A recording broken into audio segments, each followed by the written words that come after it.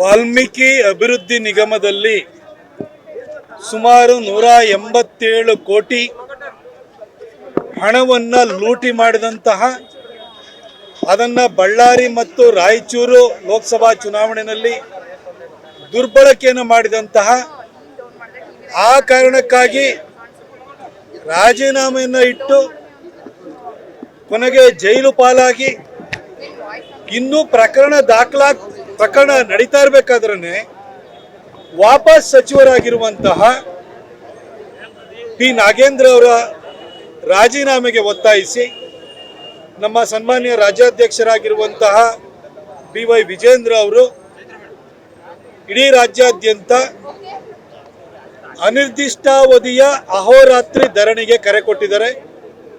ನಾವು ಕೂಡ ನಮ್ಮ ಮೈಸೂರಿನಲ್ಲಿ DC ಕಚೇರಿ ಎದುರುಗಡೆ ನಮ್ಮ ಮೈಸೂರು ನಗರ ಮತ್ತು ಗ್ರಾಮಾಂತರ ಜಿಲ್ಲೆಯ ಅಧ್ಯಕ್ಷರು ಮತ್ತು ಪದಾಧಿಕಾರಿಗಳು ಹಾಗೂ ಕಾರ್ಯಕರ್ತರ ನೇತೃತ್ವದಲ್ಲಿ ಧರಣಿಯನ್ನು ಹಮ್ಮಿಕೊಂಡಿದ್ದೀವಿ.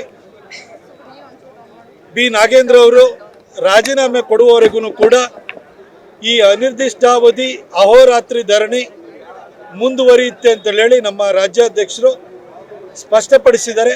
ನಾವು ಕೂಡ ಅದಕ್ಕೆ ಬದ್ಧವಾಗಿ ಇಲ್ಲಿ ಧರಣಿಯಲ್ಲಿ ನಾವು ನಿರತರಾಗಿದ್ದೇವೆ.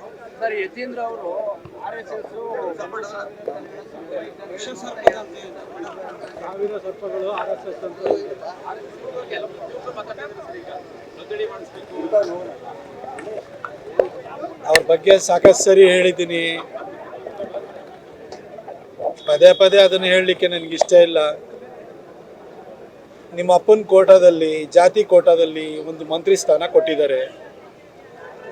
ಮೈಸೂರಿಗೂ ಉಸ್ತುವಾರಿ ಸಚಿವರಾಗಿದ್ದೀರಿ. ಎಲ್ಲ ಕಡೆ ರಸ್ತೆಗಳು ಗುಂಡಿ ಬಿದ್ದಿದ್ದಾವೆ. ಏನೇನೋ ಅಭಿವೃದ್ಧಿ ಕಾಮಗಾರಿಗಳು ನಡೀತಾ ಇಲ್ಲ. ಹಾಗಾಗಿ ಈ ಅಭಿವೃದ್ಧಿಯತ್ತ ಮುಂಬರುವ ದಸರಾಕ್ಕೆ ಪ್ರಿಪರೇಷನ್ ಮಾಡುವತ್ತ ಗಮನ ಹರಿಸಿ ಈ ಅಧಿಕ ಪ್ರಸಂಗವನ್ನ ಪ್ರಿಯಾಂಕಾ ಖರ್ಗೆ ಮಾಡ್ಕೊಂಡೇ ಬರ್ತಿದ್ದಾರೆ. ಅಲ್ಲಿ ಕಲಬುರಗಿಯಲ್ಲಿ ಒಬ್ಬ ಅಧಿಕ ಪ್ರಸಂಗಿ, ಮೈಸೂರಲ್ಲಿ ಇನ್ನೊಬ್ಬ ಅಧಿಕ ಪ್ರಸಂಗಿ ನೀವು ಆಗ್ಬೇಡಿ ಅಂತ ಅಷ್ಟೇ ಅವರಿಗೆ ಕಿವಿ ಮಾತನ್ನು ಹೇಳಲಿಕ್ಕೆ ಬಯಸ್ತೀನಿ. ಕರ್ನಾಟಕ ನ್ಯೂಸ್ ಬೀಟ್ ಫಾಲೋ ಮಾಡಿ, ಸಬ್ಸ್ಕ್ರೈಬ್ ಮಾಡಿ.